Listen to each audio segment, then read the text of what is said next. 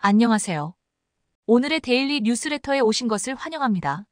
한국이 세계에서 세 번째로 이지스 구축함을 개발하는 국가가 될 것 같습니다.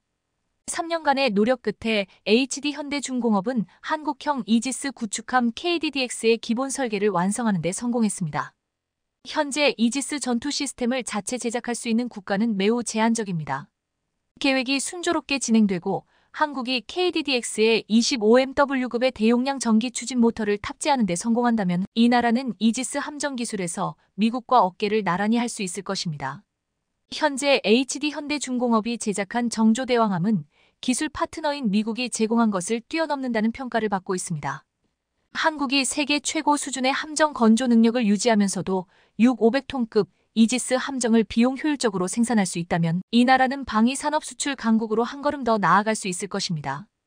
더 자세히 알아보겠습니다. 우리는 한국의 이지스 전함에 대한 최신 정보를 제공할 것입니다. 한국은 이미 미국이 독점하던 함대 공중방어 시스템 수출 시장에 진입하기 시작했습니다. 현재 이지스 구축함을 보유한 국가는 한국, 미국, 일본, 스페인, 노르웨이, 중국 등 6국가뿐입니다. 엄밀히 말하면 이지스 시스템은 3차원 고정밀 위상 배열 레이더를 의미하지만 현재는 로키드 마틴이 개발한 시스템으로 더 잘 알려져 있으며 이는 목표 추적 시스템, 방공 미사일, 공격 시스템을 포함하여 현대 전쟁에서의 미사일 공격에 대응하기 위한 통합 시스템입니다. 이지스 시스템은 원래 3차원 고정밀 위상 배열 레이더로 알려져 있었지만 현재는 현대 해상 전쟁 분야에서 방위 기술의 상징으로 자리 잡았습니다. 단순한 레이더를 넘어서 이지스는 목표 추적, 방공, 공격 능력을 통합한 종합 전투 시스템입니다. 로키드 마틴에 의해 개발된 이지스는 세계 최신 전함의 핵심으로 원거리에서 목표를 탐지하고 추적, 제거할 수 있게 합니다.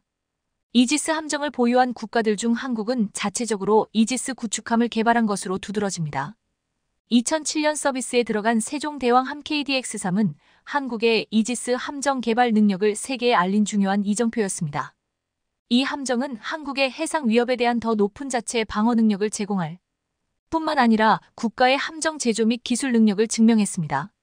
한국이 이지스 함정 보유국이 되기까지의 여정은 짧지 않았습니다.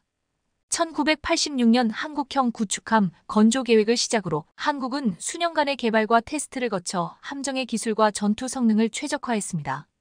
이러한 노력은 한국이 현대 구축함을 개발하는 데만 도움이 된 것이 아니라 국방 산업을 강화하고 국제 무대에서의 입지를 확립하는 데 기여했습니다. 특히 주목받는 KDDX 프로젝트는 한국이 처음으로 완전히 국내 기술로 이지스 시스템을 개발하고 있다는 점에서 의미가 큽니다. HD현대중공업에 따르면 전투 시스템과 레이더와 같은 핵심 요소들이 한국의 기술로 통합됩니다.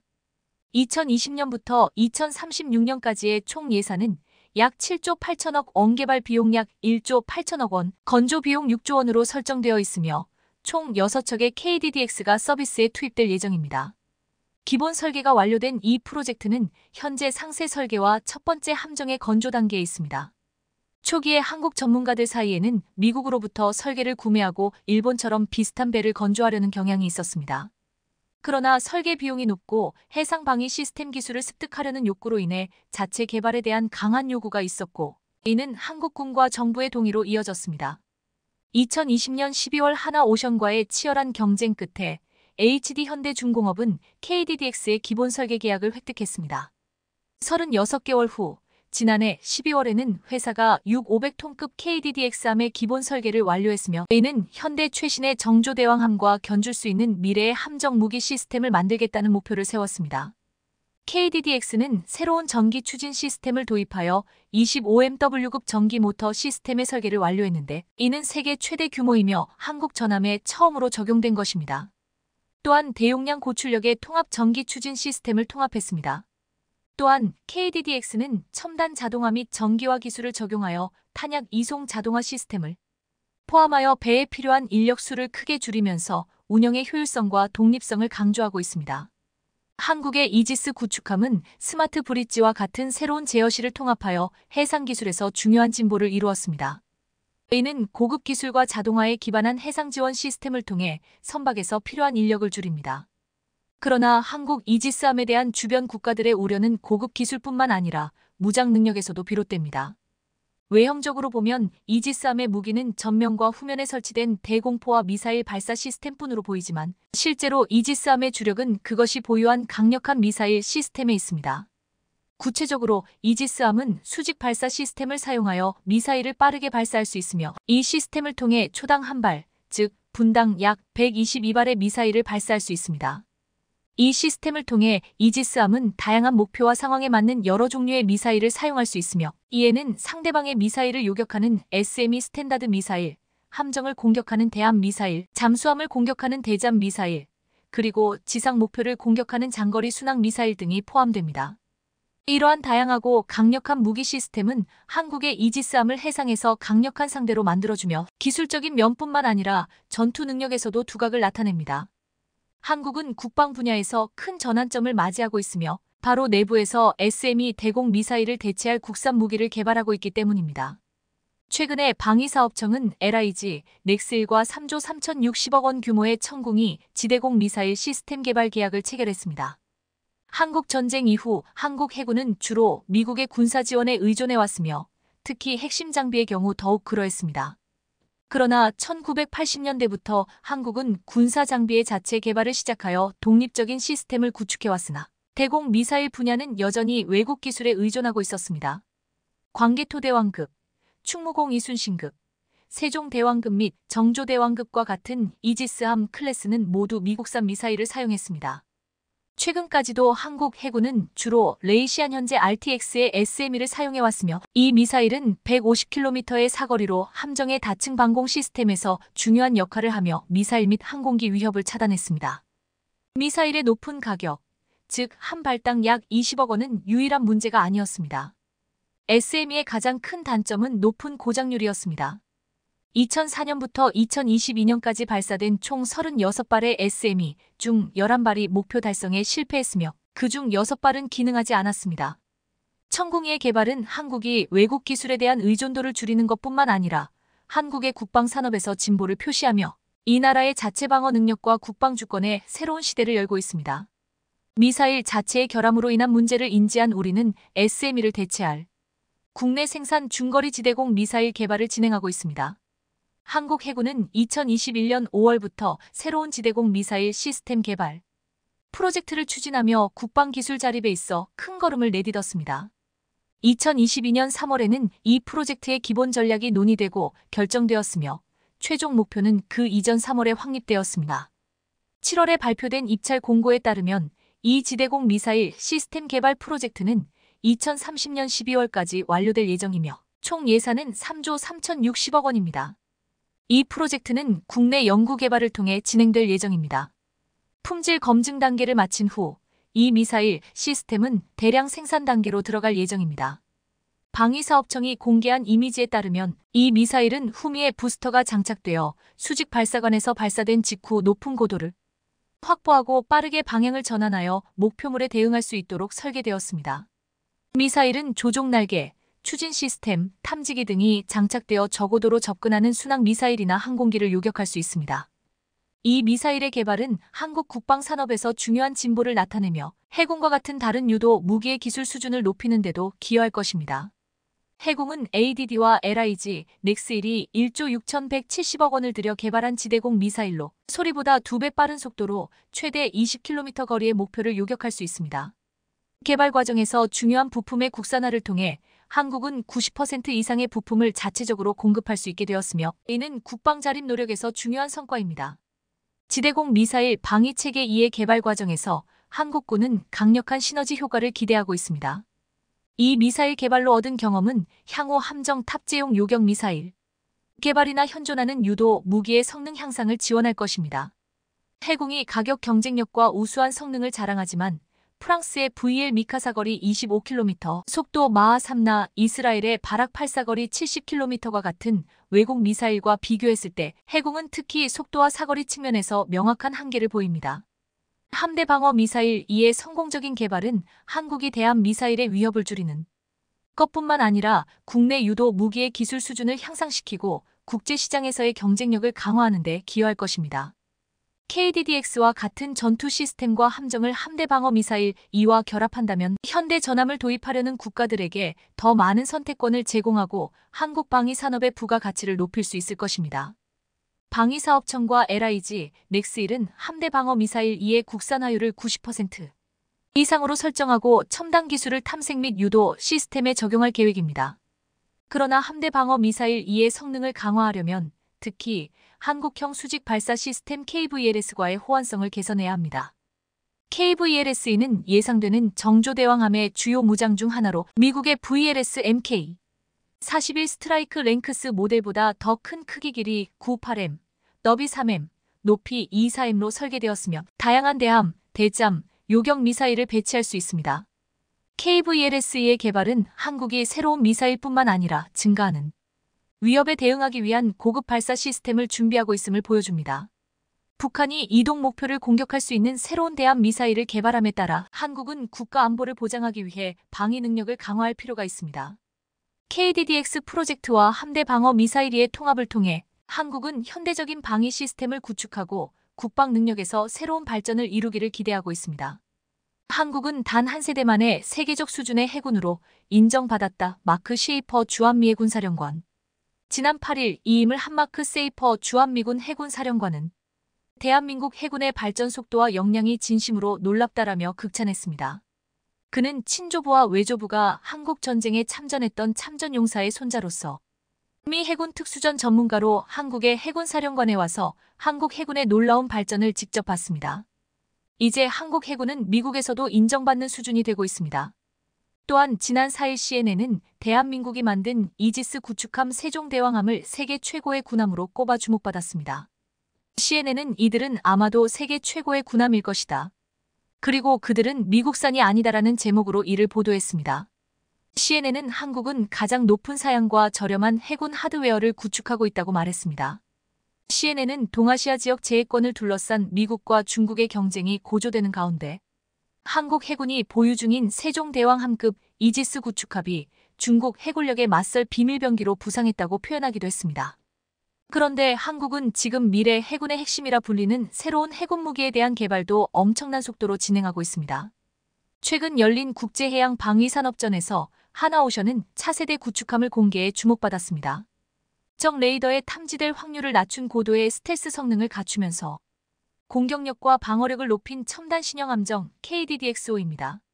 길이 145m, 배수량 7,000톤급 구축함 KDDX-S는 스텔스 성능을 강화해 적군이 탐지할 수 없게 만들어 유령전함이라고도 부르고 있습니다.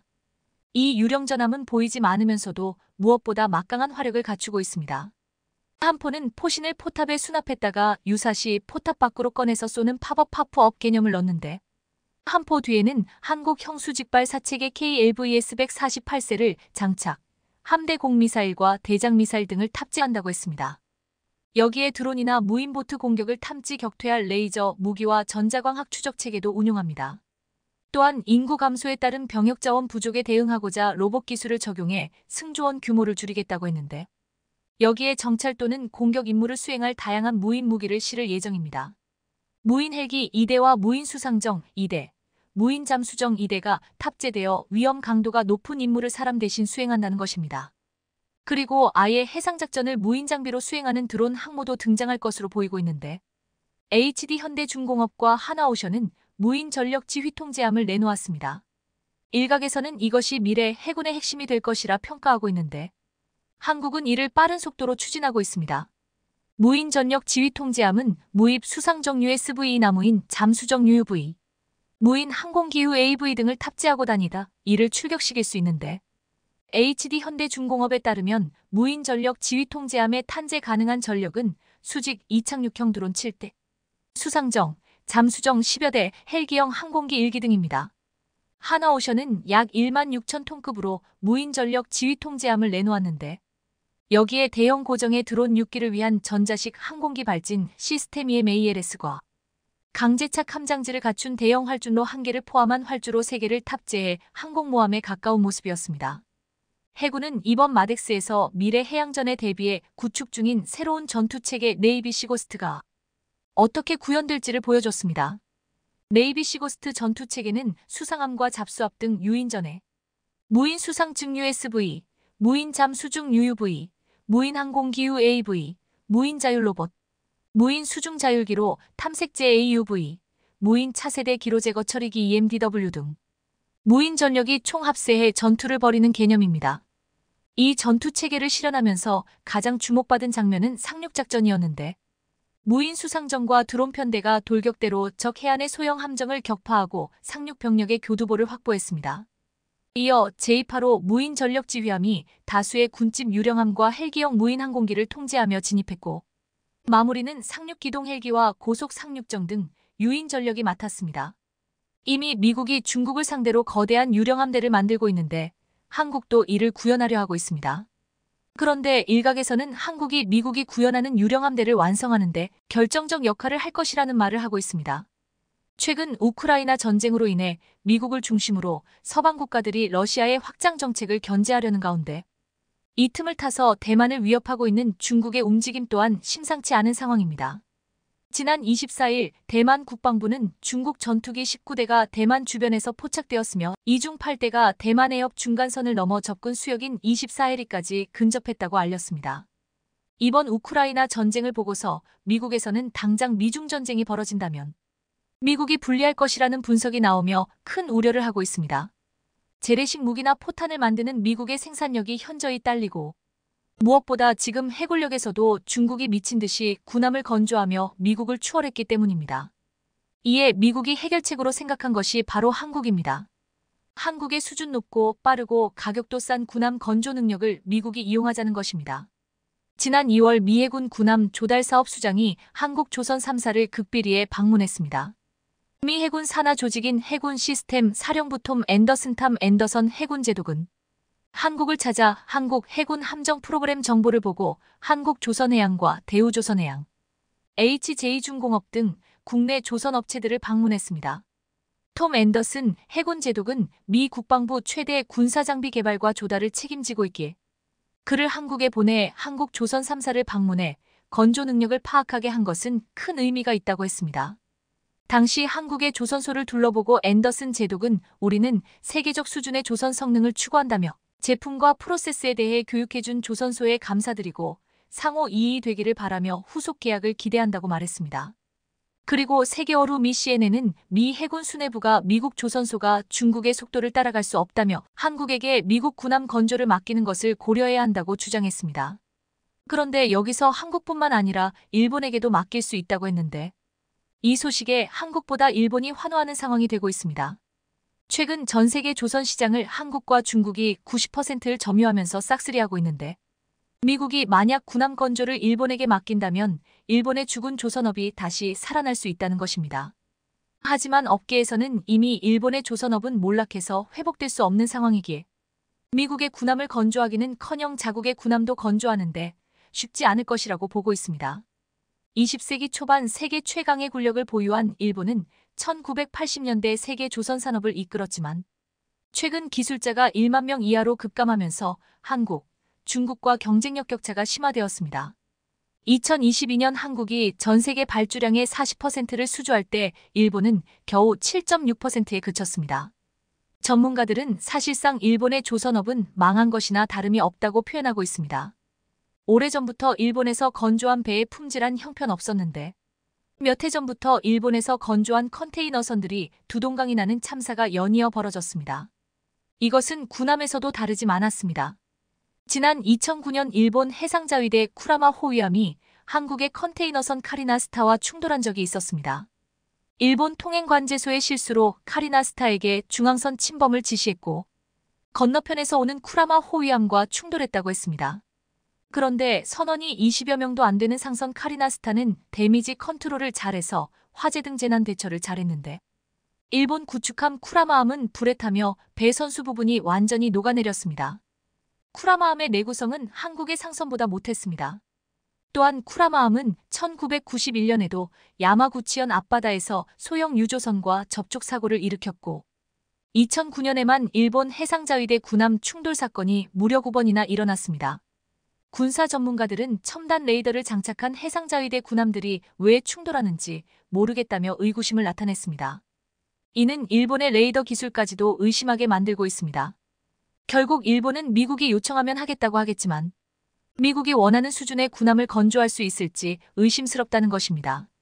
여기서 최근 한국 조선업의 놀라운 소식이 일본을 완전히 기죽였다고 했습니다. 지난 25일 HD현대가 사우디와 손을 잡고 선박 엔진 공장을 만들겠다고 보도했습니다.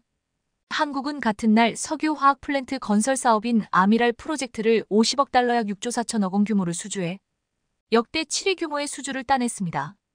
여기에 더해 HD현대 2조선 중간 지주사인 HD한국조선해양은 사우디에 선박 엔진 공장을 만든다는 것입니다. 이 선박 엔진 공장에서는 HD현대중공업이 독자 개발해 원천 기술을 보유한 중형 엔진 힘센 엔진을 생산할 것이라고 했습니다.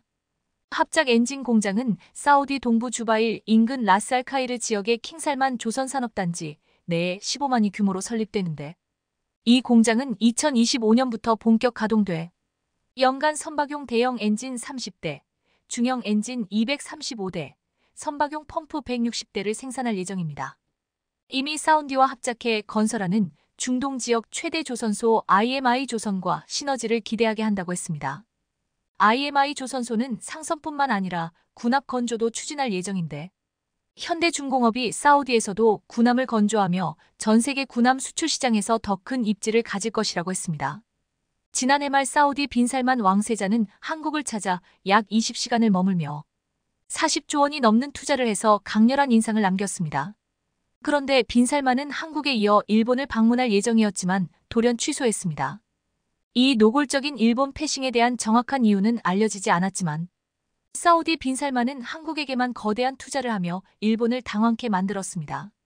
중국은 값싸게 배를 건조하며 한국의 조선업과 경쟁하고 있습니다.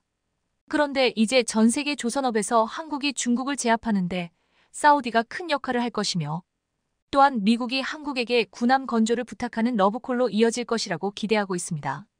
한국은 이를 통해 군함 수출에서도 큰 경제적 이익을 얻을 뿐만 아니라 군함 건조와 기술력 향상으로 강력한 해군력을 가질 것으로 전망하고 있습니다. 한국형 전투기 KF-21 보람의 등장으로 항공전력 자주 국방에 대한 대한민국의 원대한 꿈이 실현될 가능성이 커지고 있습니다. KF-21의 기본 무장부터 장기적으로 무인기 전자전 무기체계까지 우리 손으로 직접 개발해 나가는 단계가 하나하나 실현되고 있는 건데요. 그것도 그럴 것이 우크라이나 전쟁으로 인해 항공 무장에 대한 중요성이 그 어느 때보다 커진 만큼 우리도 이런 흐름에 올라타야 한다는 목소리가 군 안팎에서 나오고 있는 상황입니다. 특히나 최근 들어 선진국의 기술 보호 정책이 심화되면서 독자적 기술 개발 필요성 또한 커졌고 미래 전장 환경 변화에 대비하려면 선도적 국산 항공 유도무기 개발이 이루어져야 한다는 의견이 나옵니다. 이렇게 국산 항공 유도무기 개발을 위해선 단기적으로 장거리 공대 지유도탄 2차 사업을 진행하고 2030년대에는 장단거리 공대 공유도탄과 한국형 유도폭탄, GBU 계열, 다목적 초음속 유도탄까지 개발이 이어져야 하는데요. 그런데 사실 작년에 열린 공군 국정감사를 통해 우리 군이 KF-21 극초음속 미사일 개발을 가속화하기 위해 공대지 미사일 등 비대칭 타격 능력 확보에 나선다는 계획이 공개됐었습니다. KF-21에 공대지 미사일을 장착한다는 계획으로 앞서 재작년에 공군은 극초음속 공대지 미사일 개발 후 장기 신규 소요로 결정했습니다. 무엇보다 기존의 초음속 미사일보다 2배 이상 빠른 극초음속 미사일을 장착한다는 계획으로 이에 따라 서울 상공에서 평양의 북한 지휘부를 향해 발사하면 1분 15초 만에 도달할 수 있습니다. 이렇게 극초음속 미사일이 성공적으로 개발되면 한국은 미국, 중국, 러시아에 이은 세계 네 번째 개발국이 될 것으로 보이는데요. 그렇다면 한국산 전투기 KF-21에 장착될 극초음속 미사일 개발이 어느 수준에 이르렀는지 자세히 알아보겠습니다. 극초음속 미사일은 음속의 5배 이상 속도로 날아갈 수 있고 추적과 파괴가 어렵다는 점에서 무기 판도를 바꿀 게임 체인저로 꼽히고 있는데요. 이는 기존 아음속 또는 초음속 순항 미사일을 대체한 미사일로 순항 미사일보다 비행 속도가 훨씬 빠르기 때문에 상대방이 탐지하더라도 대응 시간이 극히 짧아 목표를 타격하는 성공률이 아주 높을 수밖에 없습니다. 초음속 전투기의 최고 비행 속도가 마하 2에서 3임을 감안하면 그보다 2배나 빠른 속도로 예컨대 서울에서 평양까지 2분 이내에 타격할 수 있는 겁니다. 이런 극초음속 미사일은 극초음속 활공체 HGV와 극초음속 순항 미사일 HCM 체계로 분류되고 있습니다. HGV는 탄도미사일 로켓, 고고도 항공기를 이용해 일정 고도까지 상승한 후 항공기에서 발사돼 활공 비행으로 목표를 타격합니다. 반면 HCM은 초기 가속을 위한 부스터와 이후 속도를 유지하기 위한 램제트와 스크램제트 엔진을 사용해 극초음속으로 비행해 목표를 타격하는 원리로 차이가 있습니다. HGV 체계는 발사 초기 상대방의 탐지가 가능해 대응 기회를 허용할 수 있지만 HCM 체계는 상대적으로 HGV보다 적어도 비행이 가능해 상대방이 대응할 기회가 최소화돼 기습 효과가 있습니다. 하지만 HCM의 경우 기술 난이도가 HGV보다 극명하게 높다는 게 문제인데 실제로 HGV가 고고도 상승 후 낙하 단계에서 중력을 이용할 수 있는 반면 HCM은 엔진의 힘으로만 극초음속에 도달해야 하기 때문입니다.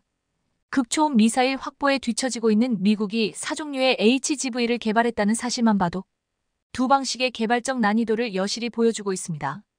미 공군이 개발 중인 AGM-183A ARRW는 실패한 경우도 있지만 최근 성공하는 횟수가 늘고 있다고 합니다.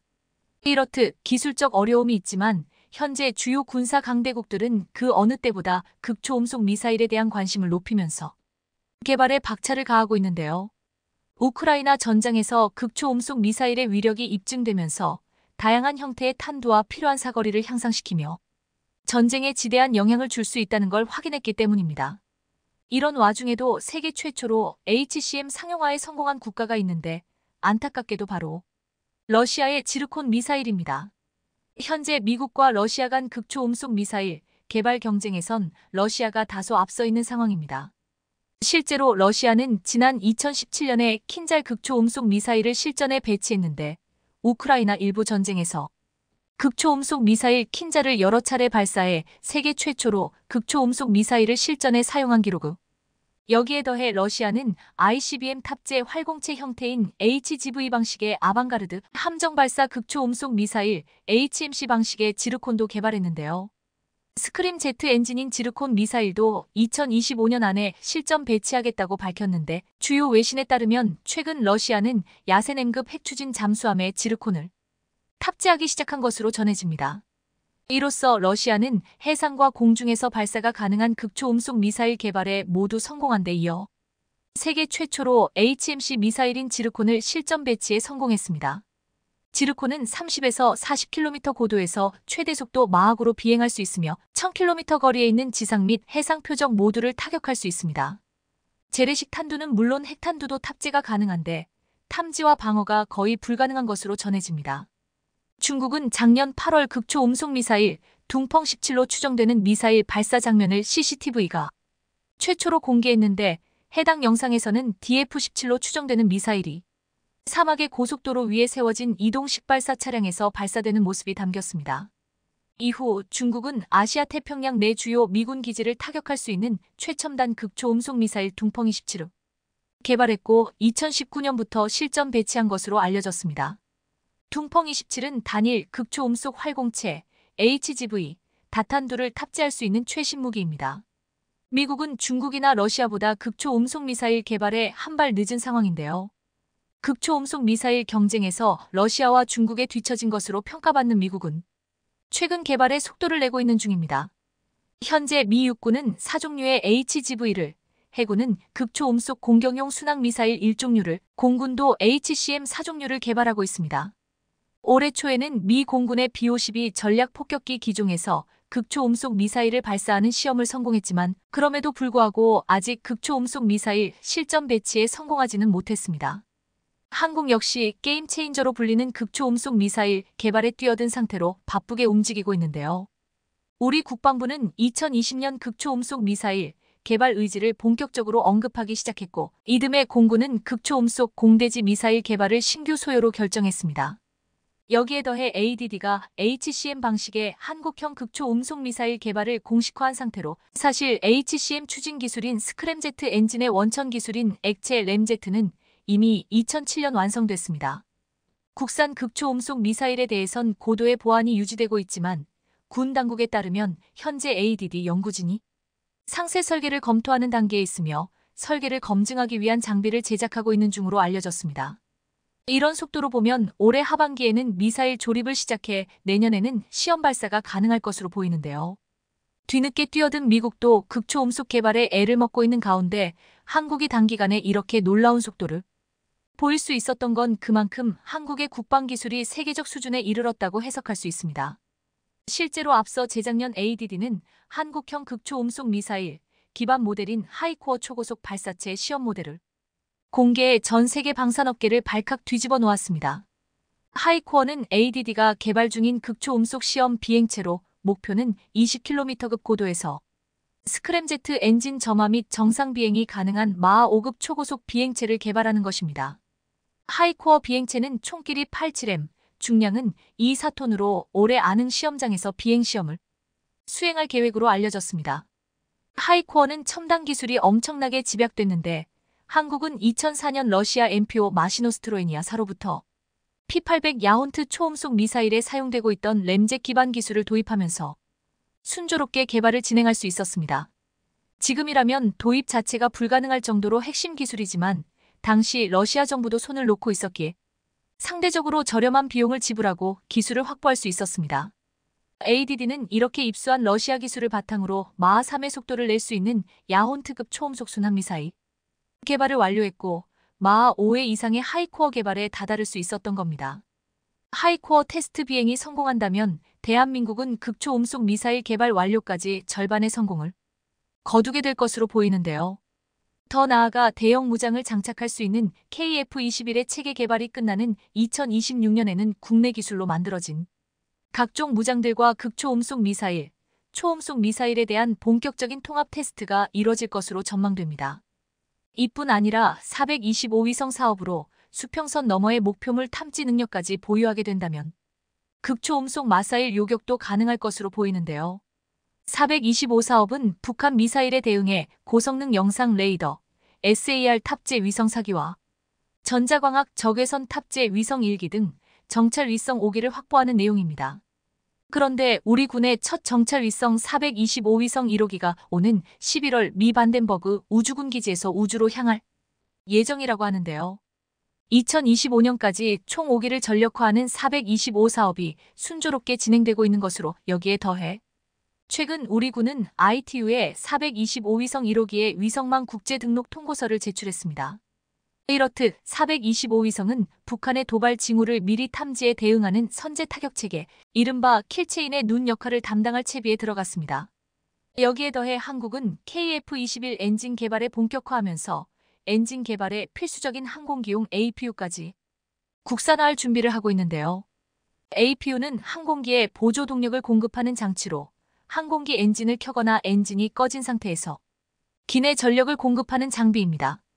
APU는 일정 고도에 올라서 순항 상태에 도달하면 주엔진의 전기 공급을 맡기고 꺼지는데 이때 최소한의 동력을 기체에 제공하기 때문에 필수적인 장비로 꼽힙니다. 이렇듯 한국은 미래 전장 대비하기 위한 여러 가지 준비를 하고 있는데요. KF-21의 핵심이 될 한국형 극초음속 미사일이 하루빨리 공개됐으면 합니다. 2026년 전력화를 목표로 개발 중인 한국형 초음속 전투기 KF-21이 유사시 작전 반경을 대폭 확대할 수 있는 공중급류 시험에 첫 성공을 거두며 이러한 전환점에 도달했습니다. 이는 KF-21이 단순한 국내 개발 전투기를 넘어 국제적인 수준의 전투 능력을 갖추고 있음을 증명하는 순간입니다. 공중급류 능력은 현대 전투기에 있어 필수적인 기능 중 하나로 이를 통해 KF-21은 더 긴 채공 시간과 더 넓은 작전 범위를 확보할 수 있게 되었습니다. 방위사업청은 3월 19일 KF-21 시제 5호기가 남해 상공에서 이루어진 공중급유 비행에 처음으로 성공함으로써 전투기의 작전 효율성과 공군의 전략적 유연성을 크게 향상시켰다고 발표했습니다. 방위사업청은 KF-21 시제 5호기 단좌가 19일 오전 경남 사천의 제3훈련 비행장을 이륙해 남해 상공에서 공중급유 비행에 성공했다고 밝혔습니다. 공군의 공중급유기 시그너스 KC-330가 비행하면서 급유 막대를 KF-21에 연결해 연료를 주입했습니다.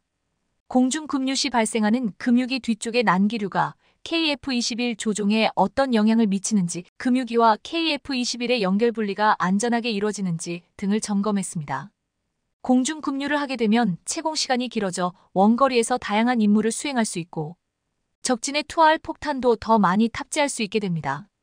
방사청은 작전 반경은 공중급류 시점과 급류량에 따라 차이가 있지만 1회 공중급류로 최소 약 50% 이상 증대가 예상된다면서 공중급류로 KF-21의 작전 반경과 운용 시간을 확장해 원거리 임무 능력 등 작전 효과와 공군의 전투력을 극대화할 수 있다고 설명했는데요.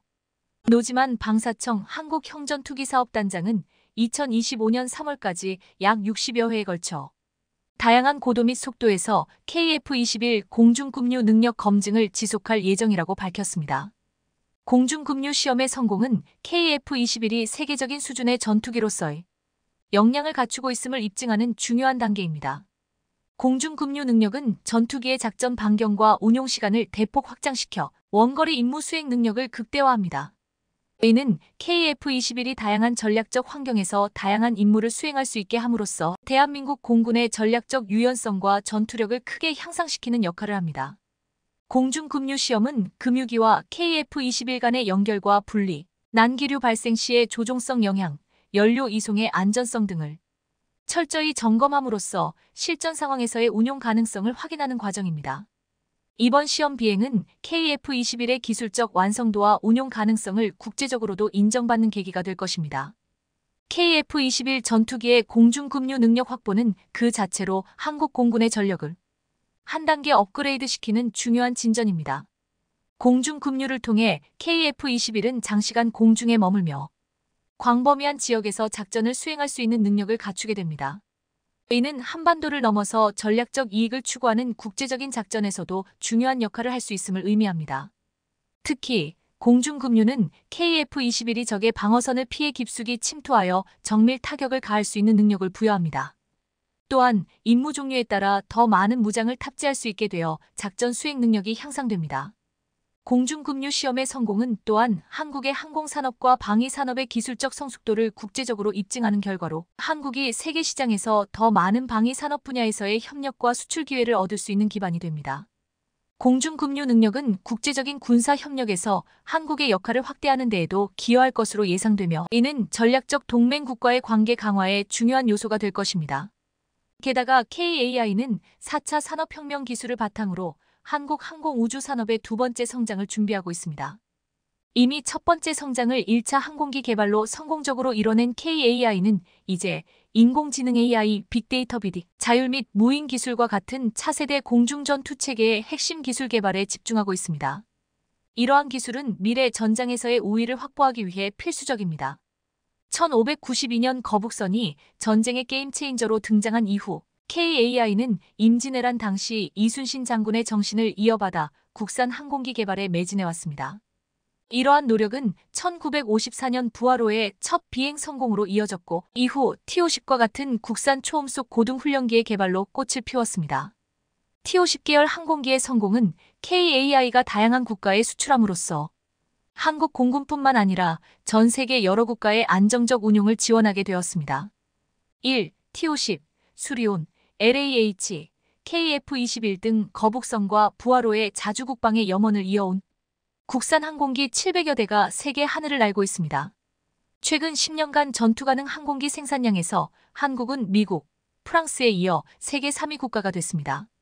KAI는 T-50의 성공에 이어 KF-21 보라매의 개발로 한국 방위산업의 미래를 밝히고 있습니다. KF-21의 성공적인 비행시험은 한국이 세계 항공우주산업에서 중요한 위치를 차지하게 만든 중요한 이정표입니다. 또한 KAI는 유인 전투기와 무인 전투기, 소형 무인기를 융합한 신개념 차세대 공중전투체계 NACS를 선보이며 글로벌 시장에서의 입지를 더욱 공고히 하고 있습니다. 이 모든 개발과 노력은 KAI가 제2의 성장기를 맞이하는 데 있어 중요한 역할을 하고 있으며 대한민국 항공우주산업의 미래를 밝게 만들고 있습니다. KAI는 계속해서 도전적이고 대형 사업을 추진하며 대한민국을 세계 4대 항공우주산업 강국으로 만들기 위한 노력을 기울일 것입니다. 한국 방위산업은 끊임없는 혁신과 기술 발전을 통해 글로벌 방위산업 시장에서 중요한 위치를 차지하고 있습니다. 한국 항공우주산업 KAI는 이러한 발전의 최전선에 서서 차세대 항공 전투 체계 및 우주 모빌리티 개발에 큰 투자를 하고 있습니다. KAI는 4차 산업혁명의 핵심 기술인 인공지능 AI, 빅데이터 BD, 자율무인 기술을 활용해 6세대 전투체계 개발에 앞장서고 있습니다. 차세대 항공 전투체계 개발은 미래 전장 환경에 대비하여 우리의 방위력을 한 단계 업그레이드할 수 있는 기회를 제공합니다. KAI는 이러한 기술적 진보를 통해 더욱 향상된 작전 수행 능력, 생존성, 그리고 다목적성을 갖춘 전투기를 개발하는 것을 목표로 하고 있습니다. 또한 우주 모빌리티 개발 계획을 통해 우주 공간의 상업화와 대중화를 추진함으로써 새로운 시장을 창출하고자 합니다. KAI의 차세대 공중전 체계 개발은 대한민국이 세계 항공 우주 산업의 강국으로 도약하는 데 있어 중요한 발판이 될 것입니다.